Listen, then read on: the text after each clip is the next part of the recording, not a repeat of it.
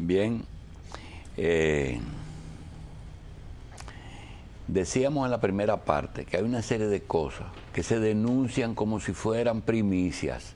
Sin embargo, no son más que ratificaciones de denuncias que, como le vamos a decir a Santiago Moquete, hay una expresión de anatomía criolla que dice el galillo. A Santiago le duele el galillo de decir lo mismo. Pero el señor presidente de la Suprema dijo que la jurisdicción inmobiliaria es un problema y pareció una denuncia, una exclusiva. Sin embargo, siguen las denuncias de los deslindes fraudulentos, a pesar de las grandes inversiones en la jurisdicción inmobiliaria. Todos los días hay más problemas, pero tenemos los mismos problemas que nunca se resuelven. El caso de Bellavista, que yo creo que ahí viene lo del galillo. Ya Santiago Moquete viene, le dice las cosas, han deslindado hasta calles. Santiago, ¿qué es lo que pasa en Bellavista? ¿Y cuándo es que eso se va a resolver? Un descenso. Yo quería que era un descenso del útero. Déjame decir primero lo de la expresión del presidente de la Suprema. Pienso que la expresión fue un poquito exagerada. La jurisdicción inmobiliaria ha mejorado enormemente mucho. De aquel desorden que teníamos, tú recuerdas que ir al tribunal asustaba, los archivos en los pasillos. Hemos pasado a tener ya un tribunal organizado. Siempre he dicho, y lo he dicho en este programa muchas veces, que quizás lo que falta es una segunda reforma en la gente fundamentalmente que está en el tribunal. Hay todavía muchos jueces que no tienen un comportamiento adecuado, o por incapacidad o por prevaricación. Tú lo estás diciendo porque sabes que la iglesia sigue en manos de Lutero. No, y tú no quieres desbarrar contra los que están ahí porque tú estás en manos de ellos. No, pero no entonces están tú así, tienes que dejar alguna isla, algún oasis, alguna posibilidad de decir, no, todavía queda alguno bueno. Eso ha mejorado. Dale para adelante. No. Y mira, y hay un staff de jueces muy bueno, con mucha capacidad. Yo siempre he dicho, y tú recuerdas que aquí hemos discutido el caso del juez de Asua, que después de 10 años uno diciendo ese juez y de haber presentado querellas, la Suprema lo vota porque intentó matar a un abogado que él tenía de testaferro. Lo mandó a matar y por suerte el hombre no se murió, le llevó un ojo y la nariz. Los delincuentes discuten con qué, Machi? Con métodos delincuentes. Entonces la Suprema decía, 10 años después, exhibía un comportamiento inadecuado en su comunidad, tenía riqueza que no podía explicar. Pero todo eso se podía evaluar. Entonces, yo lo que le digo al presidente de la Suprema, que monte un sistema de evaluación de jueces, que es muy fácil. Hay dos variables por las que se puede evaluar un juez. ¿Cuántos casos recibe y cuántos falla? Cuantitativo. Pero tú sabes cuál es el problema del actual presidente de la Suprema. Ese es una estrella, pero tiene un problemita. ¿Cuál tú crees que es? No sé, yo pienso que se las sabe todas. Ese es el problema. Cuando una gente se lo sabe todo, tú no puedes discutir. Sí, pero no es verdad que se lo sabe todo. No es verdad. No es verdad.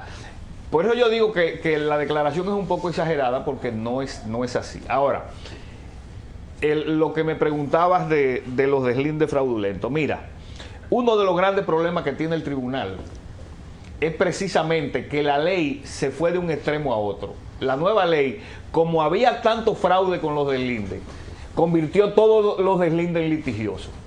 Entonces, esos pobres jueces están conociendo diariamente 30 y 40 casos de deslinde, que tienen que hacer 30 y 40 sentencias.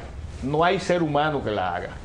Y mucho menos con falta de secretaria, no tienen el personal auxiliar para poder hacerlo. Entonces, se están acumulando las sentencias. Un deslinde que se hace hoy, tú tienes que esperar la sentencia en 2 años. Eso genera problemas en la inversión, en la venta de inmuebles. Hay toda una problemática que no es necesariamente de los hombres, de los jueces ni del tribunal, sino de la ley. Ahora, yo he dicho en este mismo programa que eso tiene una solución muy sencilla. volver a la fe pública del agrimensor. El agrimensor antes tenía fe pública.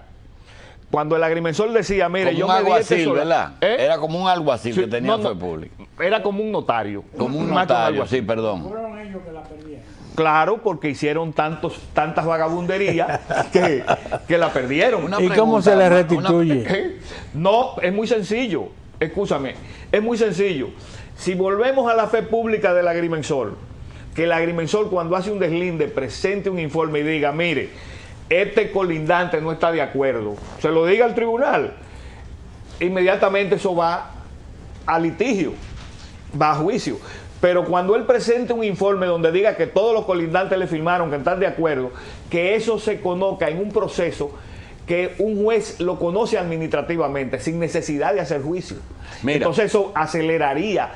El 80% de los casos que están entaponados se aceleraría. Mire, yo quiero decirle dos cosas. Primero, estoy de acuerdo con lo de la fe pública, porque tengo casos que nos han llegado a que la gente usa esto Sí. como una instancia de un agrimensor serio, esos que son por el librito, que le entregan una carta constancia y le dice, deslíndame esa propiedad.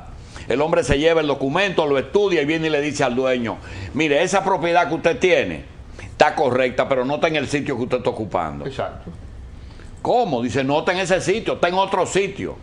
Dice, pero ¿y ese sitio? Dice, esa es suya, se la voy a deslindar, pero no es esa carta constancia. Entonces, hace una cosa, dice, ahora busque dónde está esa carta constancia.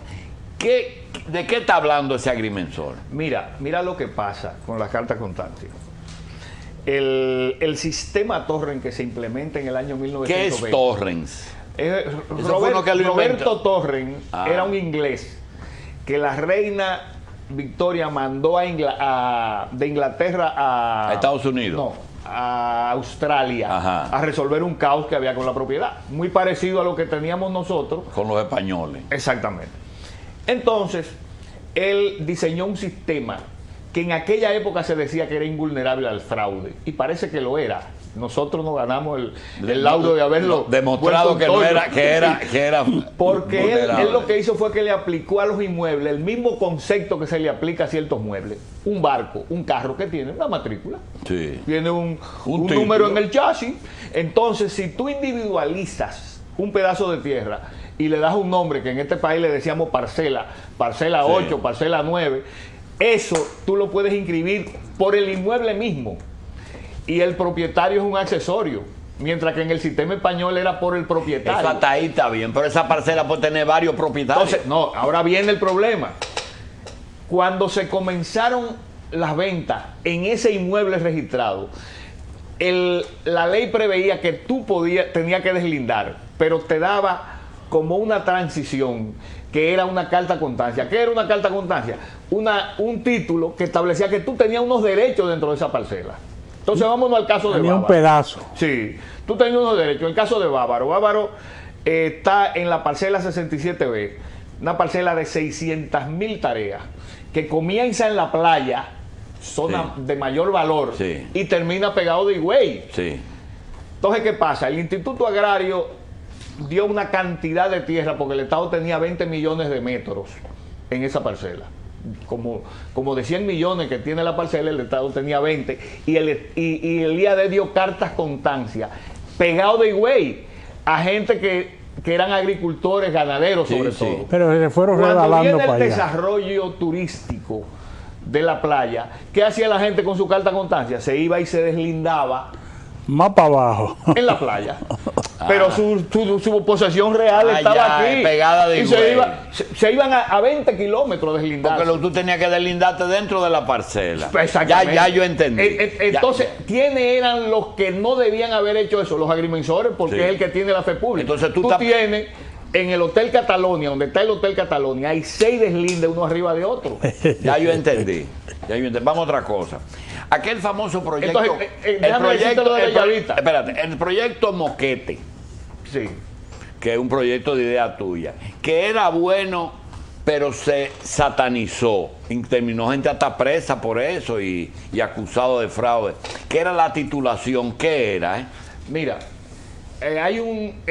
ahora hay un proyecto que no es el mío, que es el que presentó el presidente el día de la toma de posesión. Pero es equivalente. Que fue un proyecto que le llevó a alguien, me parece que de bienes nacionales, que es inconstitucional totalmente. Párate un momentico. Porque plantea la expropiación prácticamente de la tierra Perdón, ocupada. un juez de las altas cortes, que no te puedo dar nombre, porque es mi amigo, me dijo, eso que acaba de decir el presidente está bien intencionado, pero eso es caótico. Sí. Y parece que él se lo dijo a Subero, y Subero fue que hizo el pronunciamiento. ¿En qué consiste lo que planteó Danilo y por qué es caótico? Mira, nosotros tenemos un ordenamiento. ¿Qué dijo él? Él dijo que iba a someter un proyecto en el que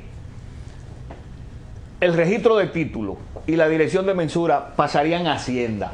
O sea, saldrían del Tribunal de Tierra y pasarían al Ministerio de Hacienda, que es donde está Bienes Nacionales, Sí. para titular a la gente. Y en ese proyecto... ¿A qué gente? A todo el que está ilegal, en terreno todos ajeno. los ilegales. Y que esa gente, todo el que tenga más de 5 años, o sea, el proyecto introduce el concepto de la prescripción. Puede o sea, optar si por- alguien se mete en una propiedad de Machi y tiene 5 años en esa propiedad, Ya tiene derecho a adquirir. tiene derecho a título y Machi pierde la propiedad. Fíjate bien, uno de los grandes avances del sistema nuestro fue eliminar la prescripción que estaba en el sistema francés. De 20 años era la nuestra antes. O sea, tú tenías 20 años y prescribía. Si el propietario anterior no te mantenía una litis o un proceso en la justicia. Entonces, en la titulación por prescripción, el sistema francés, en función de lo que era el Código Civil francés, fue un avance en aquella época. Entonces toda esa tierra Vicini en la Duarte, para allá Entonces, arriba, están prescritas. pero ¿qué pasa? La Constitución nuestra establece que el Estado garantiza el derecho de propiedad, de manera que eso es inconstitucional. Ya. Eso es lo que va a armar un lío. Ya. Ahora, el proyecto mío plantea un esquema diferente, que es la negociación entre propietario y ocupante, que se hace totalmente dentro de la ley. Y plantea la división del valor de la tierra entre ambos. O sea, el que está en un solar de Machi, que se lo ocupó hace 5 años, hace 10 años, hace 15 años, y construye en él, o sea, tiene inversiones. Sí, tiene una mejora. Si tú me entras en el programa, esas inversiones son tuyas. Porque tú las construiste, Sí. es tu ahorro. Y precisamente lo que queremos es que tú puedas usar ese ahorro para activar la economía, para coger préstamos, resolver un problema, hacer un negocio. Ahora, el valor de la tierra, que es lo de Machi, lo vamos a dividir entre los dos. Tú le vas a pagar el 50% a Machi. Y te lo vamos a financiar y te lo vamos a poner a pagar a 20 años, a 15 años. Machi se va bien. ¿Por qué? Porque la mayoría de los casos de ocupación de tierra en la ciudad, los barrios le han dado valor a la gente que está ahí. De manera que Machi no está perdiendo nada al recibir el 50% del valor de la tierra, porque la calle le hizo el Estado, la luz se la puso la CDE, el acueducto se lo puso... ¿Por qué lo el Estado. critica Subero? No, Subero critica el proyecto del presidente, no el mío. Ya. Porque el proyecto del presidente, tal como le dijo el juez amigo suyo, va a crear serios problemas. Pero Y tengo entendido que ya el presidente reconoce eso y lo desmontó y dijo que eso no el iba. capítulo francés fue contra el absentismo. No, cuando Napoleón toma el poder, resultado de la Revolución Francesa, encontró que en Europa habían miles de gente que durante milenios, por 1000 años, habían sido siervos toda la vida en tierra de un señor, y buscó la figura de la prescripción como una forma de reivindicar esos siervos. Y Usted hacerlo tiene 20 dueño. años, entonces a usted le El podemos dueño. dar el título de su tierra, y de esa manera rompió el poder de esos señores. Eso se Eso trajo... fue la superación del feudalismo. Claro, eso lo trajeron los franceses a Haití, y de Haití cruzó de este lado cuando los haitianos no gobernaron y se quedó en nuestro Código Civil. ¿Cómo debe de ser? Debe ser por negociación, porque no hay ninguna razón para que gente que compró tierra con mucho sacrificio, otro se la coja. Y Entonces, ese ¿tú proyecto entiendes iba a que todo el que estimular las está invasiones. ocupando por muchos años, debe hablar con el dueño? Exactamente, eso es lo que nosotros hacemos. Nosotros lo que hacemos es ponerlo al dueño y al ocupante. Pero debe Lo haber sentamos en una mesa a negociar. Debe haber un intermediario oficial. Eso es lo que hacemos. Ahora, ¿cuál es el proyecto que nosotros le planteamos al presidente? Cuando yo me entrevisté con Danilo siendo candidato, vimos el problema. ¿Cuál es el problema? Bueno, el 70% de esta ciudad donde ustedes viven, 7 de cada 10 casas no tiene título. De ese 70%, solo el 10 o el 12% están en terreno del Estado. Es lo que el Estado puede asumir como Estado, bienes nacionales. El otro 88% está en terreno privado. Entonces él me decía, óyeme, pero no resolvemos nada con solo resolver lo del Estado, debemos resolver lo privado. Entonces yo le planteé un esquema aprovechando la ley de fideicomiso, que ahora inclusive está hablando Melo Chala de que ha bajado la demanda de vivienda. Con la ley de fideicomiso se puede estimular mucho la economía de esas asociaciones. Ese es otro tema. Escúchame, entonces la ley de fideicomiso permite que los privados puedan poner su tierra en fideicomiso en un banco y entonces el banco hacer esa negociación. Bien. Y que el Estado cree una unidad que dirija eso. Hay un caso que nos trajeron aquí y que tiene todos los componentes que tú has mencionado. Una persona tenía una ocupación en una tierra que nunca nadie ni reclamó, ni hizo una casita, la cercó con 3 hilos de alambre de púa y tenía animales y él cuidaba sus animales. Se pasó ahí desde antes de la muerte de Trujillo hasta el año 70. El viejo le vende a una persona 400 y pico de tareas. ¿El ocupante o el dueño? Él tiene él está viviendo, él no la compró, él la ocupó, la vivió 20 o 25 años y se la vendió a una persona hace 30 años. Cuando la persona que adquiere tiene la propiedad, aparece una familia con una sentencia de la Suprema Corte de Justicia diciendo que eso era de ellos y que Trujillo se lo quitó y lo anexó a las tierras de Jaina. Y dice la persona que compró, bueno, yo no voy a pelear. Dice, no, pero vamos a negociar. Exacto. Entonces, le compra por segunda vez a la familia que tiene una sentencia de la Suprema y se queda con la propiedad que la ha comprado 2 veces. Al cabo de 10 años, de los 30 y pico que tiene la persona ahí, aparece el CEA con una sentencia revirtiendo que eso fue ilegal de parte del fallo de la Suprema y que eso es del Consejo Estatal. Y el hombre tiene que comprarle también al Consejo Estatal de la Suprema. Bueno, ahí hubo un fallo de que él no se buscó un buen abogado que le viera la sentencia. La prescripción, la sentencia anterior. No, porque ahí no hay prescripción, ahí es simple y sencillamente que esos terrenos ya estaban registrados a nombre de alguien. Y él compró una posesión en un terreno que tenía un dueño. El Mr. Joseph en la Comisión de Tierra del Consejo Estatal del Azúcar. Exacto. La tenía registrada, seguro. Exactamente. Entonces, al tenerla registrada, evidentemente es difícil que se pueda titular. Yo quiero terminar diciéndote lo siguiente. En el año 1970, Balaguer optó por una reelección y la oposición le pidió que dejara el cargo, que tomara una licencia. Le tocaba ocupar el cargo a Francisco Augusto Lora, que era el vicepresidente, pero también era candidato, y los dos tomaron licencia. Entonces, la sucesión constitucional daba al presidente de la Suprema como presidente provisional, que tuvo 36 días en el poder mientras ocurrieran las elecciones. Cuando llega al Palacio... Que fue Ruiz Tejada. Exacto. Cuando llega al Palacio, lo único que hizo fue pedirle al encargado de nombramiento, con ese momento el Poder Ejecutivo nombra todos los empleados públicos. Dice, tráeme todos los cargos que hay vacantes en la justicia. Le dice el encargado de nombramiento, mire, son muchos. Dice, sí, pero tráigamelos. Nombre a todas las vacantes y ponga lo que recomendaron los jefes de eso. Le pregunta, pero ¿por qué usted hace eso? ¿Tú sabes por qué?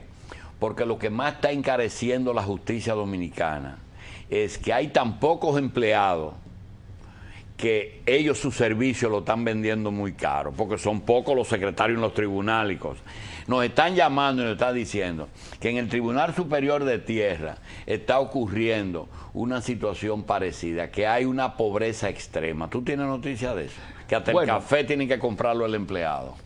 Bueno, en el tribunal no aceptan que tú les regales el café ni la greca, o sea, hay una política en ese sentido que viene desde la anterior Suprema. Yo sé que hay problemas por el cúmulo de trabajo, pero no es en el Tribunal Superior, es en los tribunales de jurisdicción original, por lo que dije anteriormente, por el exceso de juicio de deslinde. Bien, terminamos con lo de Bellavista. ¿Qué se puede hacer en Bellavista? Lo de Bellavista es muy sencillo. En Bellavista hay una persona que era un sucesor de Quiquí Enríquez, que tenía 58,000 metros, que los urbanizó, y al final le quedaron unos metros de calles en alta constancia. Unos agrimensores han intentado deslindar esas cartas constancia sobre terreno que esa persona vendió a terceros. Entonces hay gente que tiene su solar cercado y se los están deslindando. Es más, deslindaron hasta un callejón. Bueno, le damos las gracias a Santiago Moqueta y les recordamos a ustedes que el maestro Solano tiene su espacio de arte en la Luis F. Tomén, en el ensanche Evaristo Morales, edificio Plaza, apartamento 101, primer piso, 707-3024. Teléfono 707-3024. El espacio de arte de Jorge Solano.